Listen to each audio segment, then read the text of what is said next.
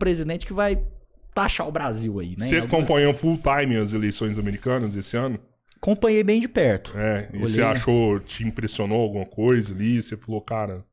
Eu achei interessante o seguinte, né? O Trump, dessa vez de novo, as pesquisas, a mídia, não conseguiu medir o tamanho do poder político e da influência política dele. Porque as pesquisas, elas mostravam que, por mais que o Trump pudesse ganhar, em muitas pesquisas até ele estava na frente, mas depois que o Biden abandonou, a Kamala assumiu, as pesquisas mostravam pau a pau ali, ó. Sim, Trump, Kamala, tava difícil de ver quem ia ganhar. Aí foi abrir as urnas e contar os votos, o Trump ganhou de lavada. Mas você acha que eles não conseguiram ou eles queriam isso? Esse é um grande debate, né? Aí entra aquela questão, será que essas você pesquisas... Você acha que é tão incompetente assim que eles não conseguiram medir? O Trump fez uma declaração falando que dessa vez ele acompanhou mais de perto assim, as eleições, que quando ele perdeu, um erro dele foi esse. Não que ele deixou seguir de qualquer jeito, que dessa vez ele fez um acompanhamento mais próximo, e que isso mudou os números. Sugere que realmente... A gente sabe que lá cada um vota 5 vezes, se o cara quiser lá bagunçar. Lá tem como bagunçar mais do que aqui. O Trump, esse negócio, inclusive ele falou dessa vez do TikTok, né? Ele tava falando agora, ontem ou anteontem, agora poucos dias atrás, ele pediu para que a lei que bane o TikTok dos Estados Unidos, agora é dia 19 de janeiro, né? Se nada mudar, 19 de janeiro o TikTok cai nos Estados Unidos. E ele entrou na Suprema Corte com um pedido, né? Provocando a justiça americana para suspender essa lei. Deixa o TikTok lá. E uma das coisas que ele fala é isso, ó. Nós vencemos por causa do TikTok também, né? Porque entre os jovens, o natural, o normal, o comum, é que os democratas tenham mais votos, é aquela coisa da juventude, né? São pautas mais liberais. O conservador normalmente ele é mais velho, né? E aí dessa vez não foi isso que aconteceu. O Trump falou isso, falou, ó, o TikTok foi vital para nossa vitória. Tivemos bilhões e bilhões de views, fizemos uma campanha focada também em redes sociais. Eu acho que talvez a rede social seja algo que ainda não esteja bem calculado ali, né? Na margem das pesquisas, no jogo político. Talvez o pessoal não consiga ver ainda o tamanho do poder político que essas plataformas têm para mudar um cenário eleitoral, sabe? Porque eu não acho que faz sentido a gente virar e dizer, pesquisa não funciona, tá?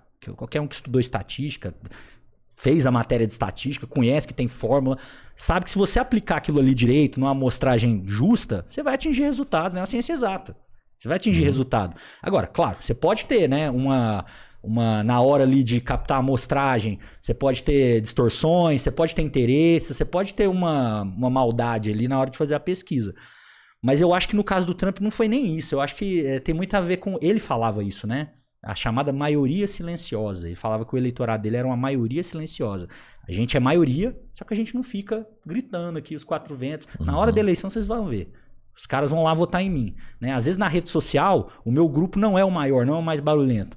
Mas na hora da eleição, é o pequeno agricultor do interior, é o cara que é conservador, já de meia idade, o aposentado, aquela galera que não tá ali, né? Não é o TikToker, não é o adolescente que faz, engaja e tal. Mas, né, isso na eleição passada, tá? Não é nem nessa. O Trump falava disso, da maioria silenciosa. Nessa eleição, acho que ele focou mais nas redes sociais e isso fez diferença. Você acha que tem algum problema? O Trump assume com naturalidade, sem problemas, sem...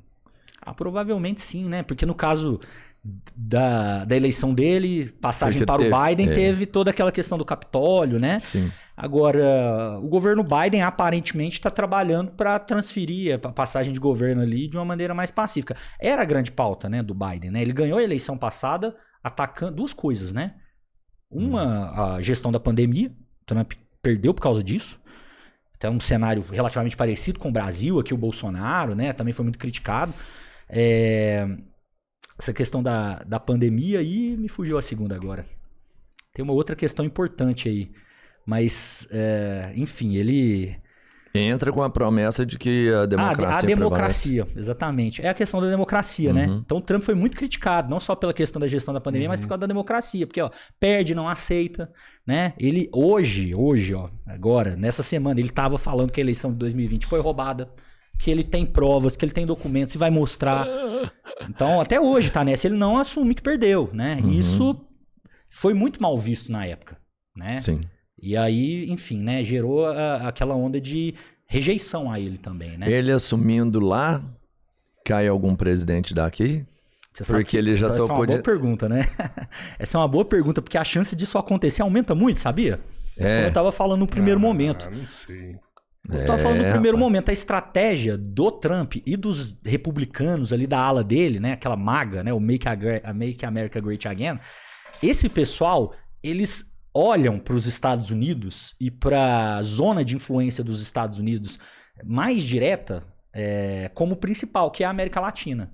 Como algo que os Estados Unidos não pode perder a batalha aqui no quintal de casa. Por quê? O Trump tá vendo, e todo mundo tá vendo, que a China tá realmente colocando seus laços econômicos, fechando parcerias. Tem governos que são muito aliados da China aqui na América Latina, já hoje, né?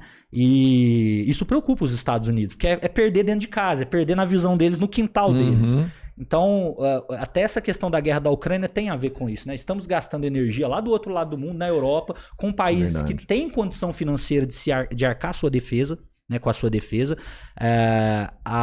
O estatuto da OTAN reza que cada país tem que investir aí cerca de 2% do seu PIB em defesa. A maioria dos países europeus não faz isso. Isso é verdade. Os Estados Unidos, o Trump fala isso, né, o tempo todo, que os Estados Unidos estão bancando a defesa da Europa. E em alguma medida é verdade, né? Os Estados Unidos, eles são o país mais poderoso, mais rico da OTAN, e eles pagam mais. Eles cumprem ali a 2% do PIB americano, imagina quanto que é, né? Muito dinheiro. Uma loucura, né? Sim. Então, a jogada do Trump é essa, né? Os europeus que paguem pela sua defesa, né, contra a Rússia ou contra quem for, porque nós já temos aqui alguns interesses, e eu acho que um alvo muito prioritário do Trump agora esse ano vai ser a Venezuela de novo. A gente vai ver isso aí, viu? Venezuela sendo provavelmente sofrendo ações de interferência indireta, velada, coisa em rede social. Pra tirar Maduro, sim? Pra tirar Maduro. Né? O Maduro tá desgastado também, né? Ele tá... A da Venezuela